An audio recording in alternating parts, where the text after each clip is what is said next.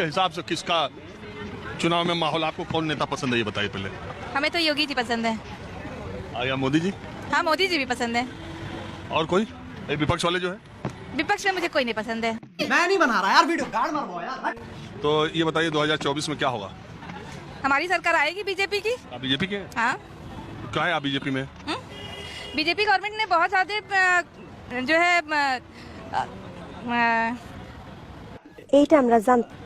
बहुत ज्यादा विकास किया है बीजेपी गवर्नमेंट ने। क्या किया? हमारी देखिए राम जन्मभूमि के बेस पर लोग बार बार चुनाव लड़ते हैं और उसको मुद्दा बना बना के बार बार लड़ाई करते हैं। और हमारी गवर्नमेंट जब बीजेपी आई है तो उसने राम जन्मभूमि को ये चुनाव का मुद्दा ना बना करके क्या बात कर रहे हैं? उसको उसने एग्री करके उसको इसलिए दिया कि हाँ कोर्ट का फैसला है, उसमें पार्टी क्या करेगी? पार्टी भी उसमें शामिल रहती है। अरे बस कर। मैं ये जानने की कोशिश कर रहा हूँ कि राहुल गांधी की लोकसभा सदस्यता जाने के बाद हम लोग क्या सोचते हैं? ठीक गई है। तुम्हारे कुछ पूछा मैंने कुछ। राहुल गांधी की सदस्यता जो है वो ठीक गई कि कांग्रेस कह रही है कि ये सियासी मुद्दा है, वो विपक्ष की आवाज दबाने की हर तरफ से कोशिश की जा रही है, उसी कड़ी में ये भी है। नहीं, सियासी मुद्दा क्यों होगा भाई? क्रिमिनल केस पे जजमेंट आया कोर्ट का, तो कोर्ट तो राजनीति से परे होती है। प्रमाण दो मुझे आज। अच्छा वकील साहब, आप तो शक्ल से मतलब कपड़ों से, लिबास से वकील लग रहे हैं। जिस तरह का बयान राहुल गांधी ने दिया है, ऐसे कितने बयान एक चुनाव में राजनीतिक रैलियों में दिए जाते हैं? बहुत दिए जाते हैं। अब हो सकता है उन पर संज्ञान न लिया गया हो, राहुल जी के बयान पे ज्यादा संज्ञान लिया गया हो। तो ये बयान विपक्षी दलों के नेताओं पर ही संज्ञान लिया जा रहा है, अपनी सरकार या अपनी पार्टी के नेताओं पर नहीं लिया जा रहा है। इस तरफ भी ध्यान है?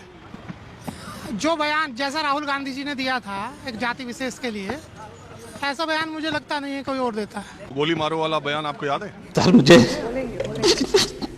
मुझे गोली मारो वाला भी याद है, मुझे ओवैसी साहब का भी बयान याद है, ठीक है ना। तो ऐसे अनेकों बयान आए हैं और मुझे लगता है कि अब कानून का राज्य जो है स्थापित हो रहा है, तो सब पे संज्ञान। इसके पहले नहीं था? नहीं था, बिल्कुल नहीं था। अब कानून का राज स्थापित हो रहा है सरकार में। तो आप भी वही लोग वाले में तो नहीं है जो 2014 के बाद ही सब? ना, बिल्कुल नहीं। हमको ना मोदी जी से मतलब, ना राहुल जी से मतलब। जो सरकार ठीक काम करेगी हम उसके साथ। और वो जो विपक्ष कह रहा है कि ईडी सीबीआई पर हमारे खिलाफ, नहीं, विपक्ष को और काम ही कुछ नहीं है। काम क्या है विपक्ष के पास? उसको आरोप लगाना है बस सरकार के ऊपर। हम ये कह रहे हैं कि ये जो सही हुआ, बिल्कुल सही हुआ। हाँ, तो यही इसको इस पे अदालत के फैसले पे जो सियासत हो रही है उसको आप क्या मानती हैं? जी, मैं सियासत को तो मैं ये कहूंगी कि राजनीति में जब भी कोई ऐसा विषय होता है तो सब लोग रोटियां सेकते हैं। तो जिसको जैसा विषय मिल रहा है वो रोटियां सेक रहा है, तो इसमें राजनीति करने की आवश्यकता नहीं है, क्योंकि हमारे संविधान से बढ़कर उसके ऊपर कुछ है ही नहीं। और ये 8 साल जो राहुल गांधी अब चुनाव नहीं लड़ पाएंगे, उसको आप कैसा सोचती हैं?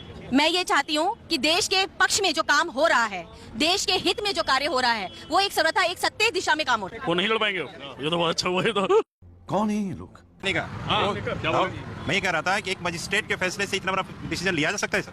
मैं तो समझता हूँ ये तो गलत डिसीजन है। अदालत ने फैसला किया। मैं अदालत के फैसले का सम्मान करता हूँ, लेकिन मैक्सिमम सजा 2 साल का, ये गलत है। आप सजा कर सकते थे, लेकिन ये राहुल गांधी का ऐसा एलिगेशन नहीं है कि वो उसको ये कहा कि वार्निंग देके छोड़ा जा सकता था। ये तो पॉलिटिकल प्रतिशोध है सब, सीधी सी बात है। और ये आम पब्लिक समझ रही है, समझेगी, ये तो आने वाला वक्त बताएगा। अडानी का 714 नंबर पे 2 नंबर पे आ गए। अरे बिजनेसमैन है तो क्या हुआ? बिजनेस कर रहा है।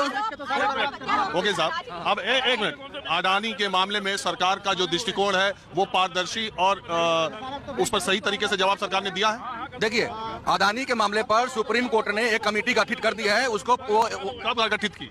मांग के ऊपर गठित किया। सुप्रीम कोर्ट हर चीज पर देख रहा है कि कब किस चीज में क्या हो रहा है। सुप्रीम कोर्ट ने गठित कर दिया। अब ये नेता जेपीसी कमेटी में क्या करेंगे? एक मिनट, मैं ये कह रहा हूँ, सरकार ने संसद के भीतर खुद कहा कि अडानी मामले में हमने कोई जांच नहीं की, हमने कोई कमेटी नहीं बनाई।